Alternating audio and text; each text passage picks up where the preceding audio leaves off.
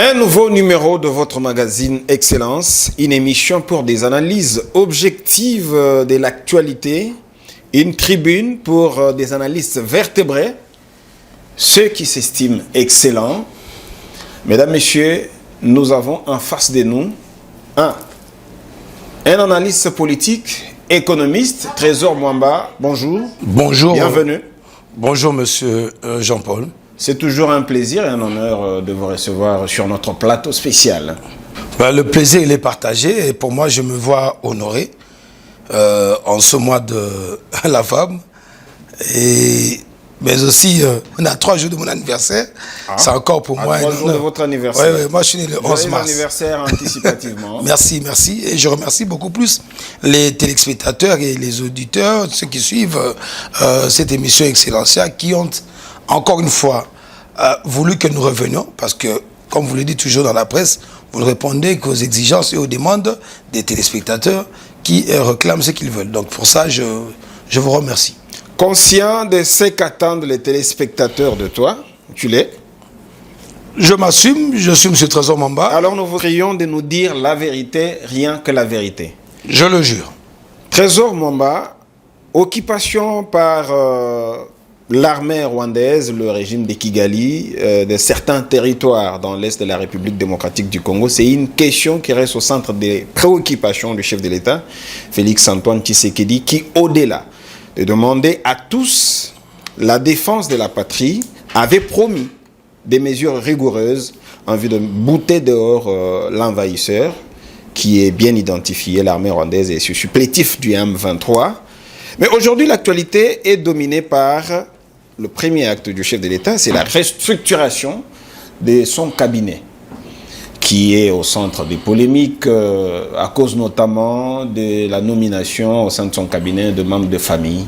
Est-ce que ce n'est pas une façon de se fragiliser, l'autofragilisation?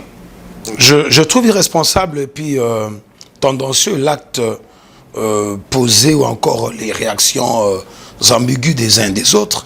Et nous savons la machination politique congolaise, comment elle fonctionne. On dénonce par exemple la nomination de Christina Tshisekedi comme secrétaire particulier du chef de l'État. Pour moi, c'est une fierté de voir un père... idéologique du chef de l'État. Pour moi, je vous réponds d'emblée, c'est une fierté pour moi de voir un père qui a comme ça des enfants éduqués. Je pense que d'aucuns parmi nous est censé ignorer combien certains parents ont lâché les éducations de leurs enfants, ne savent plus les maîtriser. Plusieurs politiques. Pendant qu'on demande aux autres jeunes d'intégrer l'armée. Je réponds d'abord à cette question. Vous savez, c'est assez ridicule de voir des gens tomber si bas. Je vais vous répondre en illustrant un petit exemple. Il y en a autant. Nous avons vu le président François Mitterrand travailler avec un de ses fils, qui fut même ministre, si j'ai bonne mémoire, ou si je ne me trompe pas, mais qui a travaillé à l'Élysée avec son père. Ça n'a pas choqué le monde. Nous avons vu, il y a peu, le président Donald Trump, qui a été élu aux États-Unis, qui est entouré des personnes réfléchies, membres de sa famille, qui l'ont accompagné. Je ne dis pas par là que prendre la nation comme étant un fait privé, non. Mais lorsque vous avez parmi vous, ou autour de vous, des personnes qui sont élitistes, qui ont le profil. Et déjà que c'est sa cellule privée, donc son secrétaire particulier. Moi, j'en profite pour féliciter mademoiselle Christina Tshisekedi, la preuve même que un père qui a eu à éduquer son enfant, à la scolariser, à l'instruire, et ça ne peut pas surprendre. Mais c'est quand même méchant d'en arriver là. Et c'est trop bas. Nous avons vu le feu maréchal Mobutu, avoir Ngawali, Mobutu. Qu'est-ce qui est trop bas? C'est le fait de voir certaines personnes qui se disent réfléchies et politiques assis, mentalement, baisser de niveau, commencer à ramener le débat dans la bassesse. Déjà que on a vu des personnes comme Zanga Mobutu qui a fait son entrée en politique comme étant conseiller de son père. Nous avons vu le président Kabila ici aussi, entouré de ses proches. Sa sœur a été même députée nationale. Pourquoi ça ne devrait choquer? Pourquoi ça devrait choquer lorsque Tshisekedi, Félix, nomme sa fille biologique dans son cabinet et vu le contexte particulier? Vous savez, les postes de responsabilité politique sont aussi facteurs de la confiance et de la loyauté. Et il y a des postes sensibles. Le secrétaire particulier joue un très grand rôle. Il faut une personne auquel vous devez vous aspirer confiance. Est-ce qu'il fallait que ce soit seulement un membre de la famille? Mais c'est un choix proposé, estimé par le président de la République. Je ne suis pas chef de l'État, je ne suis pas Félix Tshisekedi. Je pense qu'il a pris une décision responsable. Il estime qu'elle a le critérium, elle remplit les critères et elle en a les capacités, elle a les épaules pour porter cette responsabilité. Ça ne veut pas choquer. Et commencer par interpeller d'abord M. Trump, qui a aussi autour de lui ses fils assez agiles. Est-ce que nous pouvons entrer en doute de ses capacités? Laissons-la travailler. C'est une fille Tshisekedi, c'est une descendante du Sphinx. Et elle a grandi, elle est née dans la politique. Moi, je souhaite très bonne chance. J'aimerais la voir aussi poser des actes très remarquables autour de notre président de la République. Ça ne doit pas choquer. Pour cette question, je crois que c'est un faux débat. Et on reproche au chef de l'État de demander aux autres d'envoyer leurs enfants au front, dans l'armée, pendant que les siens sont à côté de lui dans son cabinet.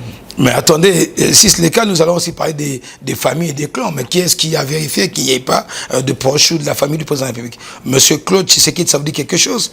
Je crus voir, j'ai vu monsieur Claude Tshisekedi s'engager à l'armée, c'est le frère du président de la République. C'est un faux débat. L'actualité, c'est aussi... Et chez les Kabila, nous avons vu que Joseph Kabila dans l'armée. Et nous avons aussi un Claude Tshisekedi dans l'armée aujourd'hui. Il y en a autant.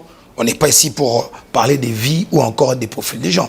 Le président de la République a passé ce message à tous les Congolais de pouvoir se prendre en charge, que chacun s'engage pour bouter dehors l'ennemi et pour mettre en place une stratégie de mettre fin à la guerre rwandaise ou encore à cette agression rwandaise accompagnée par certains de la communauté internationale.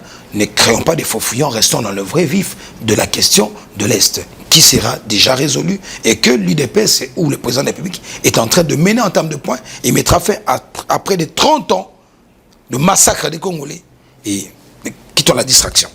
Trésor Mwamba, l'actualité, c'est aussi la restructuration de l'Union sacrée de la nation, des 6 à 40 membres du présidium, avec un secrétaire permanent, le professeur André Mbata.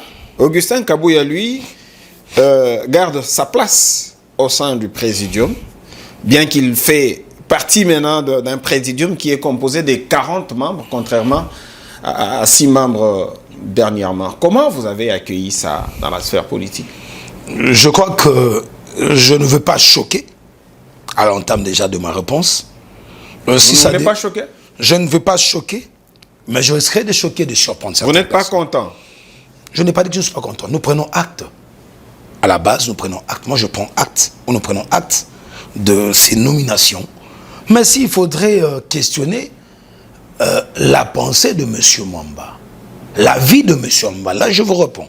Et que vous retenez bien cet extrait.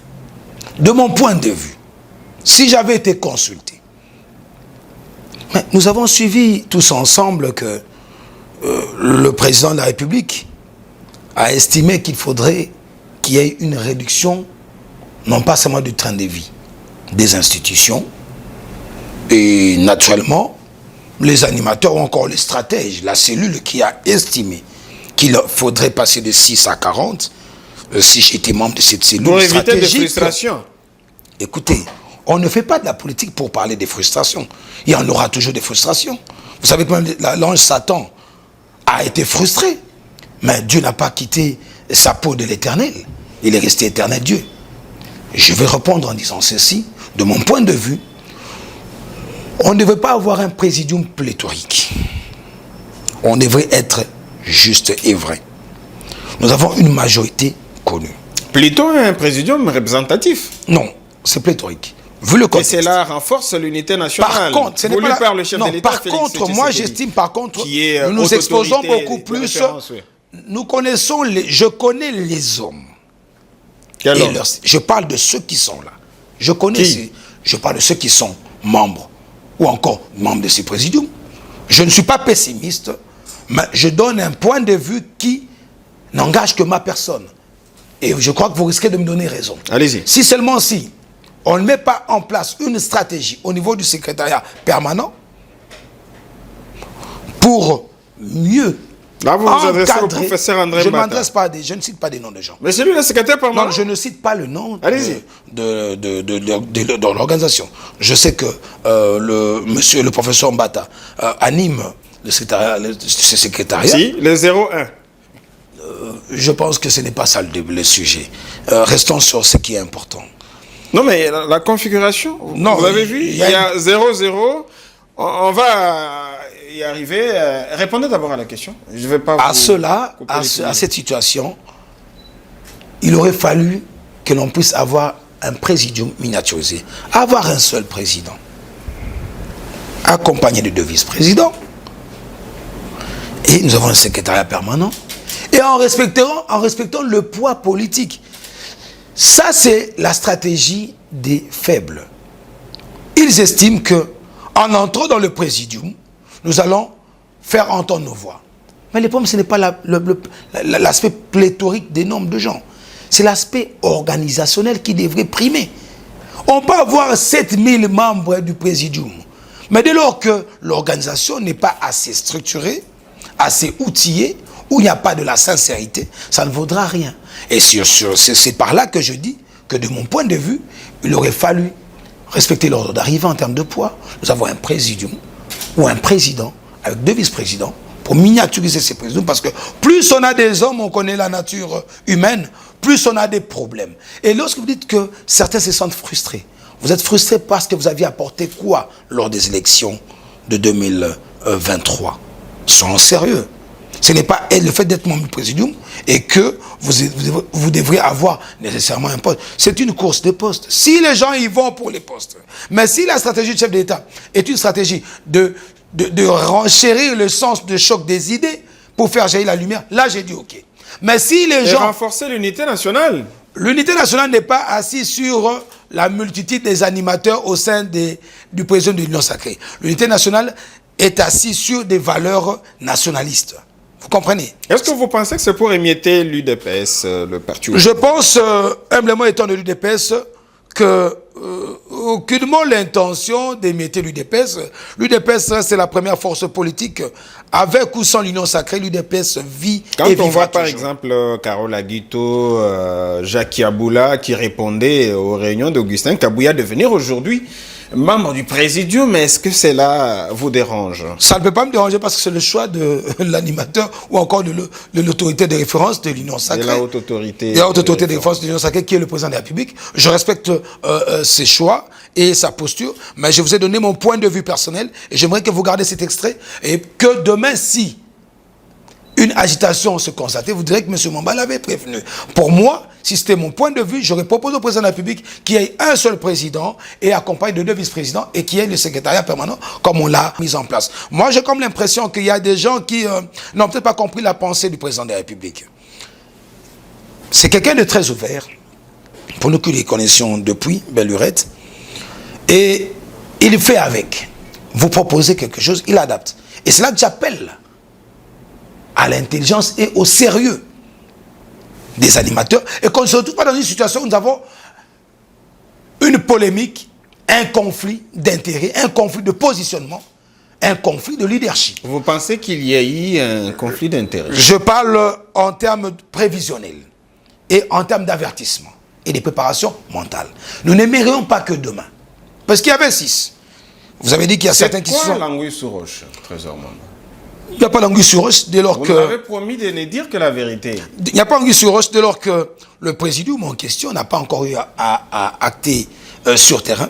Nous allons croire que ça sera tel que ça a été élargi au point d'avoir 4 présidents, 4 membres du présidium, et 40 membres du présidium plutôt, et le vœu est que ça se passe très bien, et que l'on puisse proposer des choses, des actions concrètes, et que l'on puisse réellement accompagner notre président de la République. Je vous pose une question. Quelles sont les chances que vous accordez à ces présidiums restructurés? Je leur accorde toutes les bonnes chances et toutes les fleurs du monde, dans un vœu de le voir réussir, sincèrement. Mais si c'était de mon point de vue, je n'aurais pas voulu qu'il y ait assez de monde autour de cela. Et je leur demande, cette fois-ci, d'éviter de donner une scène que nous avons vécue il y a peu. Ce n'est pas moi qui le dis. Le président de la République, lorsqu'il a rencontré, il a convié à des échanges les membres de l'Union sacrée, donc les députés nationaux, et élargi au président membre de l'Union sacrée, à l'OUA, c'était de l'OUA. Nous avons suivi les coulisses des échanges chef d'État où il a Oui, ça a été manifestement médiatisé. dit Ouais. qu'il a aussi constaté Il s'était plaint du silence. du silence de certains. membres, ouais. C'est là que moi je préviens en disant que là, puisque les gens veulent tous, parce qu'au Congo tout le monde veut être appelé président, veut être dans l'action de servir. Servir pour ne pas se servir, mais servir pour servir réellement le peuple. Si seulement si on est réellement, vraiment, on est réellement patriote. Je le veux. J'aimais ce vœu de les voir travailler réellement. Est-ce que vous voyez dans et ces que les silences partis l'acte de trahison politiques qui sont représentés là fassent réellement ça. Parce que sur le terrain, nous sommes seuls. Vous Nombreux, je parle de nous, UDPS. Nombreux sont absents. Voilà que une occasion. Non, mais il y a eu s'il vous plaît, je salue le président, le vice-premier ministre Bemba, le ministre Luando, le chef d'État leur a même cité.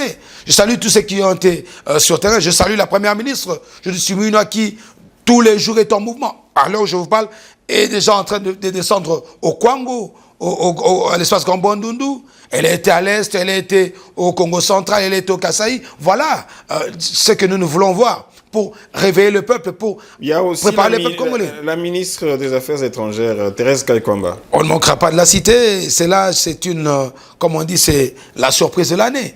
Et c'est une femme. Elle a été aussi félicitée par le chef de l'État. Effectivement.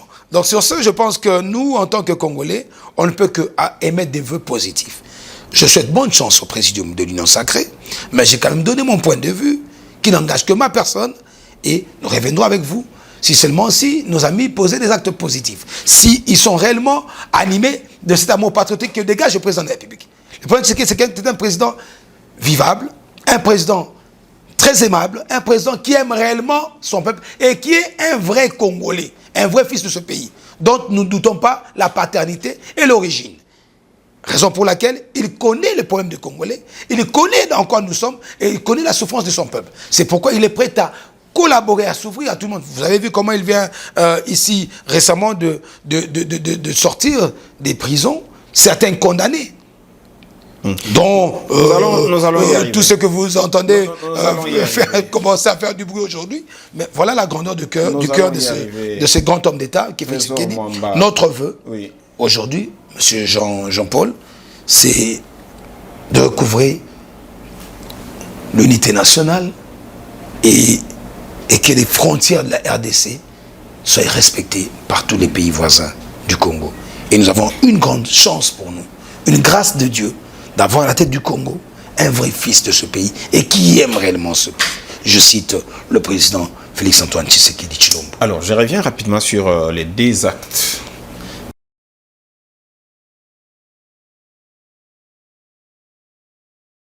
qui font l'actualité aujourd'hui, la restructuration du cabinet du chef de l'État et la restructuration de l'Union sacrée de la nation. Au sein du cabinet du chef de l'État, Deo Bizibou, qui faisait partie de l'aile de frondeur, est reconduit au poste au sein du collège, comme conseiller du chef de l'État. Et au sein de l'Union sacrée, Augustin Kabouya garde sa place et est reconnu comme leader de l'UDPS. Est-ce que c'est un message clair du chef de l'État, Félix Tshisekedi, qui le reconnaît qu'un seul secrétaire général et président, Augustin Kabouya? Je voulais que vous le disiez. Non, vous ne me faites pas dire des choses. Je suis en train de dire ce que j'ai dans ma pensée. Et en tant que politique, en tant que UDPS, je vais donner mes réponses. Voilà un peu le jeu de la presse. Vous aimez bien polémiquer. Je comprends votre attitude. Non, vous aimez bien polémiquer. C'est un faux débat, un sujet que j'ai déjà eu à répondre sur ce plateau d'Excellencia. Le débat. Quand nous disons aux frères et sœurs que le patron de l'UDPS, la personne qui engage ce parti, est Monsieur Augustin Kabouya, député national, élu de la Moamba, et vice-président de l'Internationale socialiste. Et ce débat est déjà révolu, nous n'en parlons plus.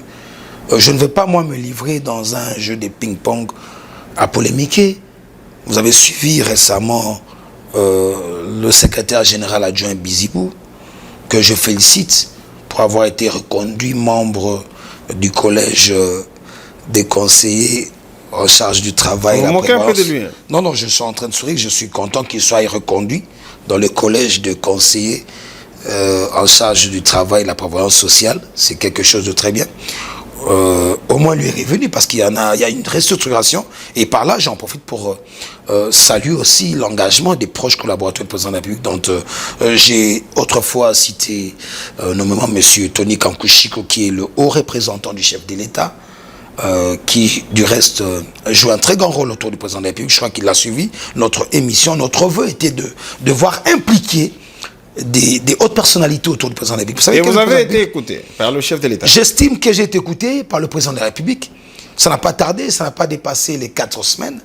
À moins de 4 semaines, il y a une restructuration profonde au niveau du cabinet du président de la République. Et je souhaite bonne chance à ceux qui ont rejoint des collèges. Je félicite, on ne peut pas féliciter le nouveau conseiller en charge de questions liées à la santé, mon compagnon de lutte, le docteur Joël Moundadi, qui passe ce conseil principal. Je ne citerai pas, je ne manque pas de citer monsieur David Moukeba, qui est aussi passé, et puis l'entrée au niveau des conseils principaux de notre frère, le compagnon de lutte, le combattant Charlie, qui a aussi rejoint le cabinet président de la République. Voilà un peu, en brossant un peu cette petite question liée à la restructuration, nous avons le vœu aujourd'hui, nous émettons le vœu de voir ceux qui sont entrés en jeu. Et vous ne manquerez pas de constater que le président de la République a miniaturisé son cabinet. Le collège des conseillers n'est plus assez vaste. Il a réduit un petit peu le nombre des animateurs.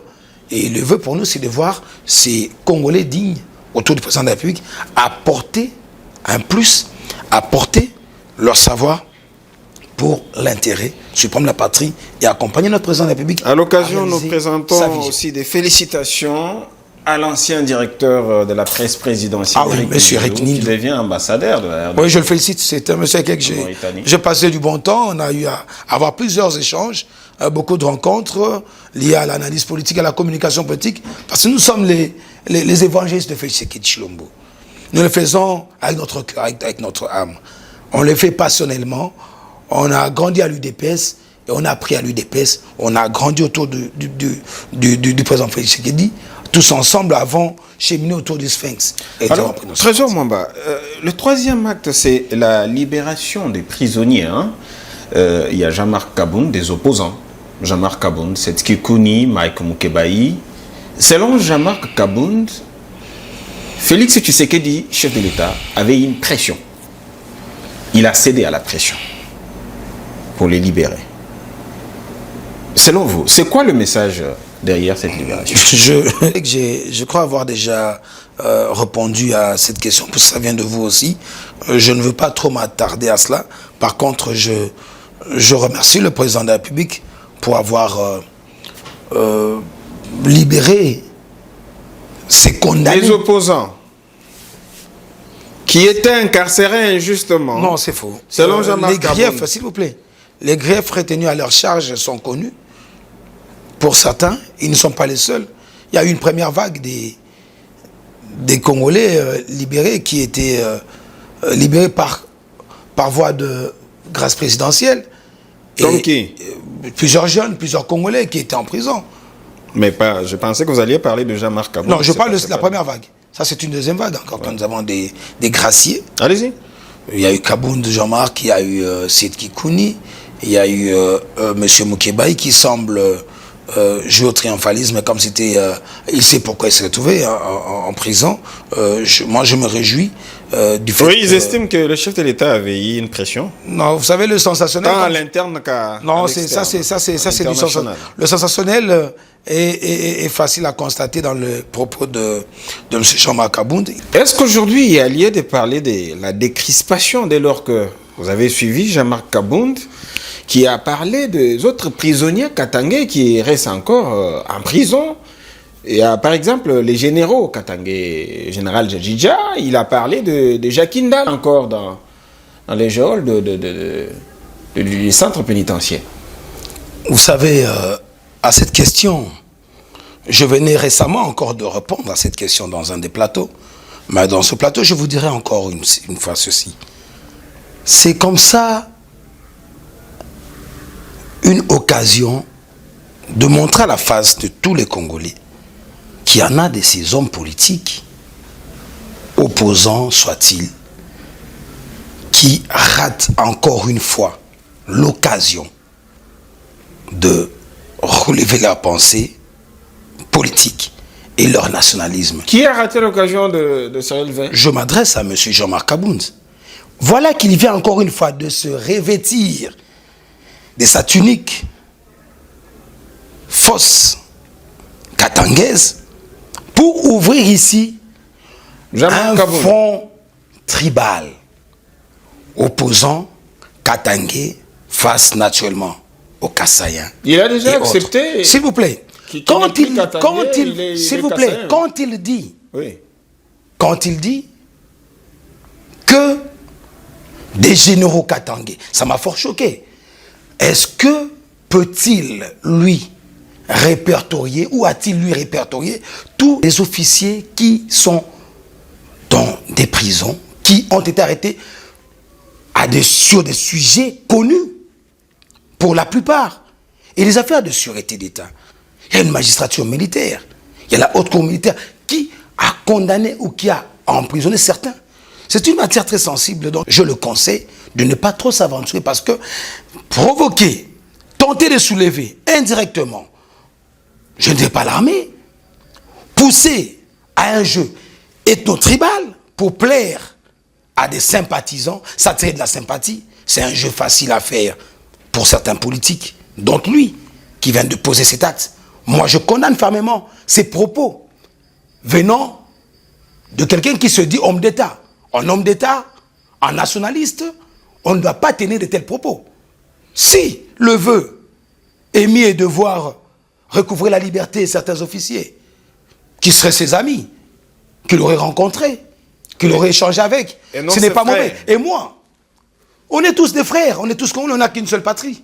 Mais aller avec des propos ethno-tribales. Vous pensez qu'il tient à s'affirmer comme... Écoutez, je n'entre pas dans cette polémique, dans cette histoire, ce n'est pas ça le sujet. J'ai répondu clairement à votre question. Le front de la sympathie que l'on peut vouloir rechercher, en ce moment, il vous dit qu'il est candidat en 2028. On n'est pas en 2028, mais il y a une autre stratégie de pouvoir... Parlons d'abord de cette déclaration de généraux katangais qui reste encore... Non, ça gêne. Est-ce qu'il est en train d'appuyer la déclaration ou le communiqué de la SENCO? Je vous dis que c'est un mensonge. Qui parle de la stigmatisation il n'existe jamais de stigmatisation de toutes les tribus et ethnies qui vivent au Congo. C'est un sujet qui me gêne personnellement.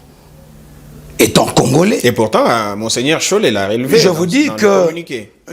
vous dis clairement que Monsieur Chollet raconte sa vie.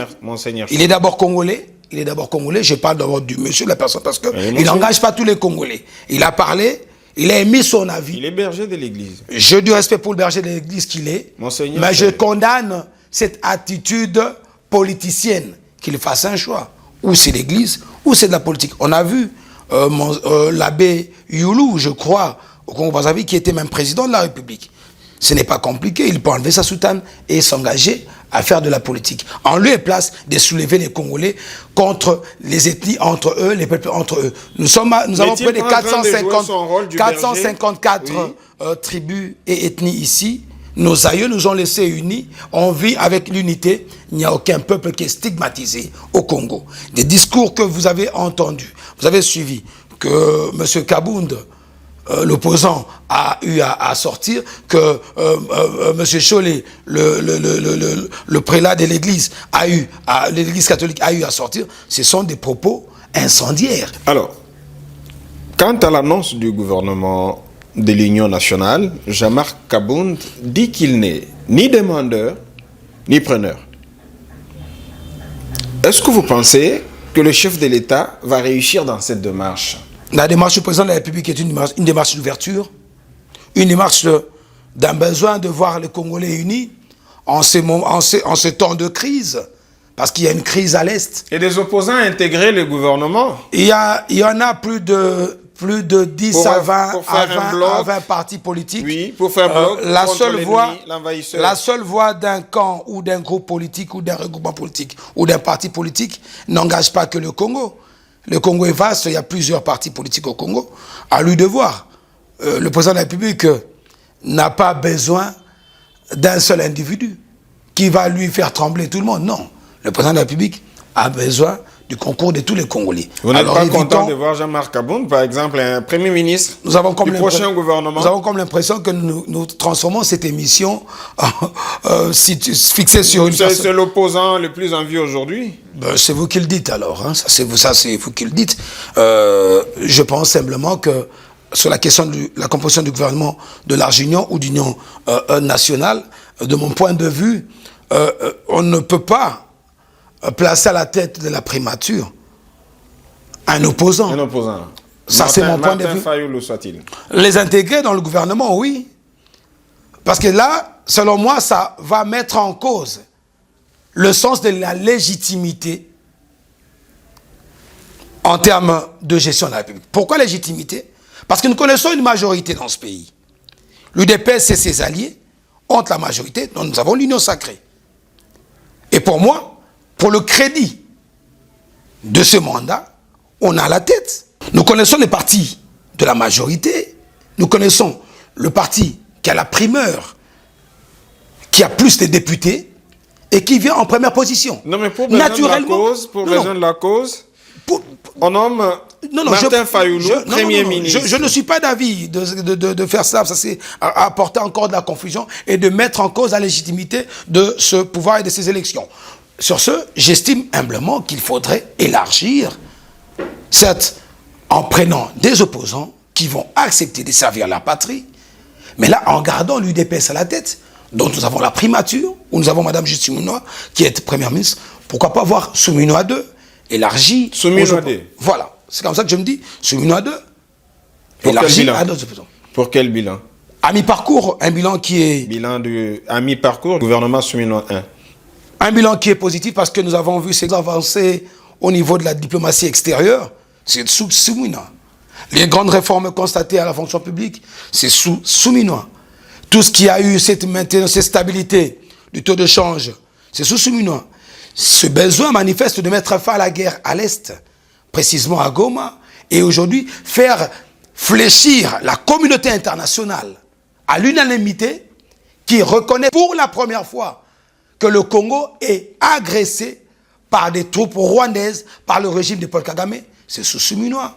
Et aussi, on ne manquera pas de dire quelque chose de très important, l'acte posé par le président de la République de pouvoir prendre conscience que ce pays devrait enfin recouvrer sa vraie liberté en mettant hors d'état de nuire tous ces envahisseurs, tous ces traîtres. Vous saviez que sous le régime passé, le Rwanda était entretenu ici. Le régime Kagame était entretenu dans ce pays. C'est pas moi qui le dis. Nous avons tous appris. Il y aurait près de 20 millions ou 60 millions remis et payés au Rwanda pour quelle cause? Nous avons vu comment on a rwandalisé, permettez-moi l'expression que je crée. Rwandalisé. L'armée, où nous avons vu des brassages déguisés. Un général ici au Congo, général au Rwanda, ou capitaine au Rwanda, ou caporal. Ce n'est pas moi qui le dis. On a vu Bosco Ntaganda ici. C'est sous Tshisekedi. Qui nous a emmené les Rwandais? C'est Tshisekedi. Qui a emmené la guerre ici dans ce pays? C'est Tshisekedi. Non. Arrêtons de tromper ce peuple. Il est grand temps de nous dire la vérité. En face, droit dans les yeux. Nous avons comme ça un vrai fils de ce pays qui décide de s'engager pour la paix. Une paix durable et pour qu'on ait un développement intégral effectif de ce pays. Alors concrètement, Trésor Mwamba, quelle est l'idée que vous avez du gouvernement, de ce gouvernement-là, de large union nationale? Monsieur Jean-Paul, je dirais ceci. J'aimerais que tous les Congolais me suivent. Et ce message en même temps, je le passe au président de la République. J'estime humblement que le renouvellement de la classe politique passe par la valorisation de la jeunesse engagée pour un développement intégral de ce pays. Cela passe par le casting. Cela passe par la qualité des hommes. Cela passe aussi par une bonne sélection. Certes, des intelligences multiples que nous avons ici, et passe aussi par le choix des expérimentés. C'est là pour un but précis de connaître un développement intégral, socio-économique dans notre pays.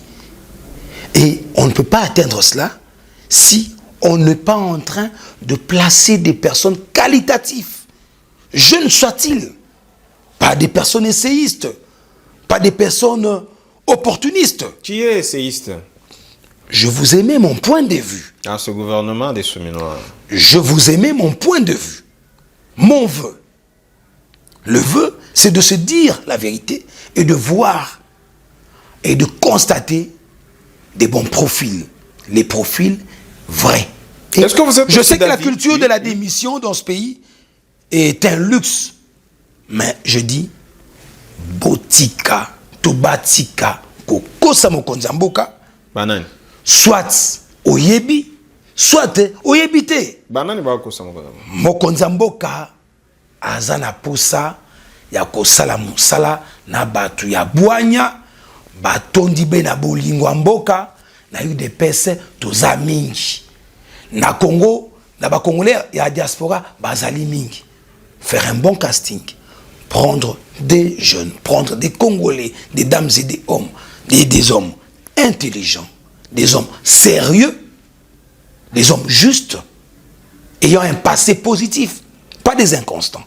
C'est ça mon vœu dans ce que j'aimerais voir dans le prochain gouvernement de large union nationale. Ce message, je le passe au président de la République, s'il pourra bien me suivre, si ça sera bien relayé par vous, et à ceux qui sont les décideurs. Est-ce que vous êtes d'avis qu'il ne faut pas qu'il y ait de même visage dans le gouvernement de large union nationale? C'est une question qui risquait de porter à polémique. Pour moi, ce gouvernement a fait son travail, est en train de continuer son bonhomme de chemin, et si restructuration il faut,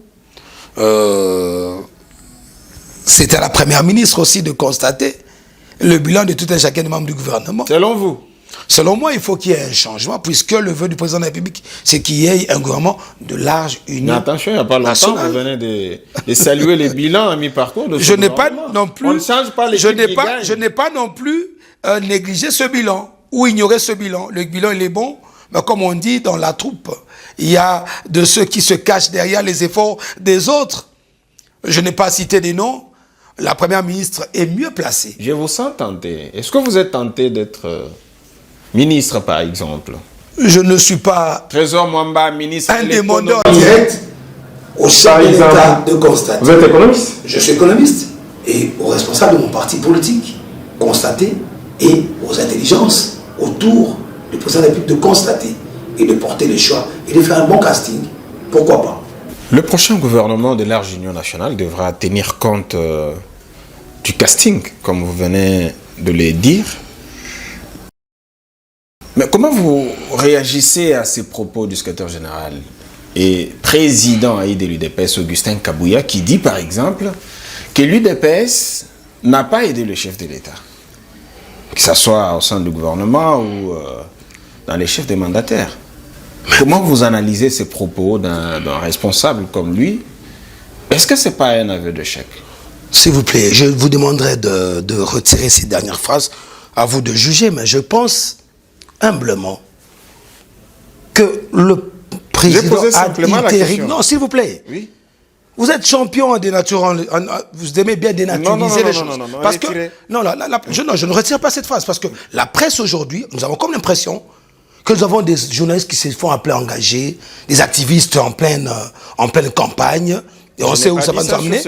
Non, c'est parce que ce sont vos collègues, ou vous, journalistes, ce sont eux qui ont vous engagez ces journalistes, qui ont appris, ont développé une nouvelle culture de dénaturer les propos d'Augustin Kabouya. Je suis d'avis que Augustin a raison. Le secrétaire a raison, je vais expliquer comment. Il a raison. Il a raison, pratiquement, totalement raison. Mais lorsque nos frères et sœurs, lorsque nous sommes demandeurs, pourvoyeurs d'un poste, c'est matin, midi, soir, hein, que ça défile. Hein. le CV, le profil, je peux ceci, je peux cela, je peux servir la patrie. Je peux bien servir le parti, je peux servir le peuple congolais. Le président peut compter sur moi. Mais vous arrivez seul. Le parti vous propose, dans le casting final, aussitôt nommé, pour les mandataires publics, comme les mandataires d'État, comme les ministres et autres, aussitôt nommé, le monsieur s'est fait entourer par son clan, par sa famille. On ne dit pas que dans nos familles, dans les familles, il manque des intelligences. Mais ce sont des affaires publiques. Au détriment des militants. Au détriment des membres du parti. Un parti politique vit des cotisations, des dons et autres. Posez la question à la plupart des membres du gouvernement, précédents et même actuels. Posez-leur la question. Est-ce que vous rétribuez la quote-part des partis? Ce n'est pas un péché, ce n'est pas quelque chose à cacher. Partout au monde, c'est comme ça. Comment le parti vivra? Et la personne arrive et rejette de facto les noms lui proposés par le parti. Ce n'est pas sérieux quand même. Et vous voyez, la personne s'autoproclame président de structure, les amis des Trésors Mwamba, les amis de tel, les amis de XY. Ce n'est pas sérieux. Après avoir bénéficié d'un poste au nom du parti, et c'est toujours Augustin Kabouya le mauvais dans cette scène. Non. C'est Kabouya qui vous a dit de refuser les personnes vertébrées intelligentes comme vous a proposé dans le parti. Non. Et vous passez mandataire public. Vous faites un truc de votre clan. Non, mais il y en a qui se sont distingués. Il n'y a pas que des personnes véreuses. Il y a des personnes qui se sont distinguées par la qualité de leur travail. Au-delà du travail, sachant que des postes publics obtenus par des voix de nos partis politiques, nous devons être sérieux. Les gens doivent être sérieux. Augustin Kabouya a largement raison.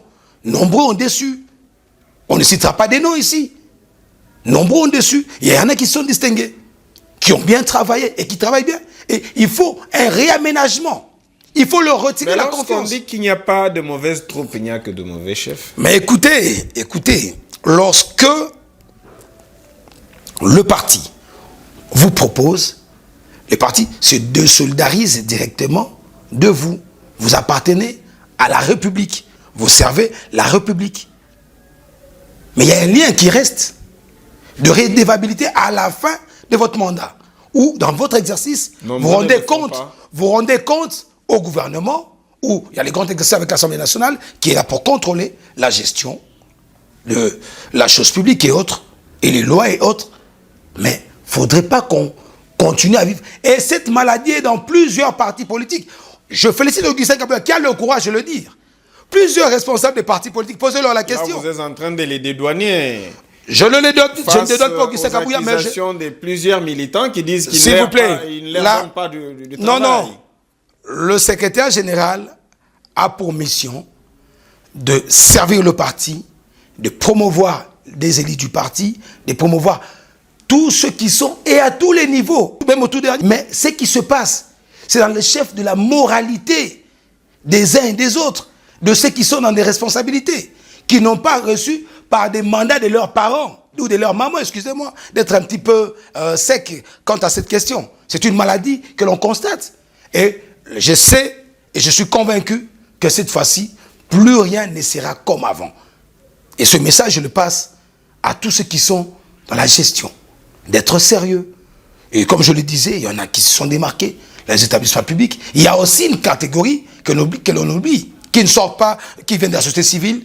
Il y a aussi des technocrates qui se distinguent aussi et qui ne font pas trop de bruit. Si je cite des noms, vous direz non, monsieur Mwamba fait des pubs de certains mandataires publics. Ils se connaissent où ils sont chez eux.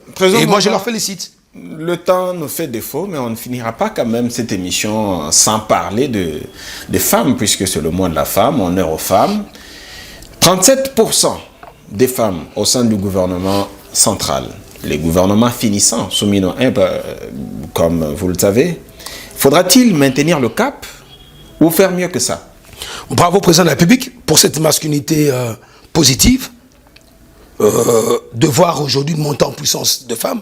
La preuve, nous avons une première ministre, la toute première dame, à occuper ce poste dans notre pays. Nous avons vu aujourd'hui une dame qui a brillé sur le plan international, Madame Judith Suminwa et Wagner Thérèse aussi. Kaikwamba. Il y en a plusieurs. Et bravo au président de la République pour ce choix. Mais dites-moi d'abord, heureuse, nous appelons ça fête, mais c'est une journée que l'on célèbre à l'occasion de ces femmes battantes qui se sont battues pour faire respecter... la journée de défense des droits de la femme. Les droits des femmes. Ouais.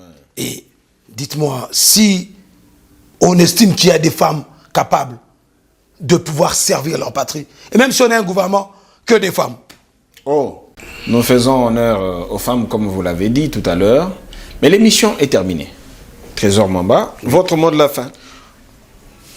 Le mot de la paix, l'unité nationale, l'amour des Congolais pour leur pays,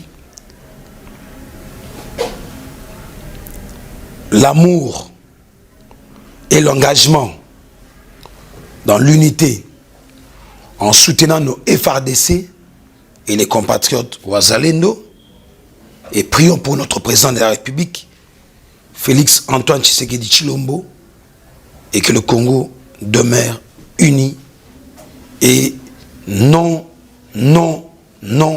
à des interférences des Occidentaux dans notre pays. Nous voulons que ce pays reste uni. Seule l'unité protégera notre nation.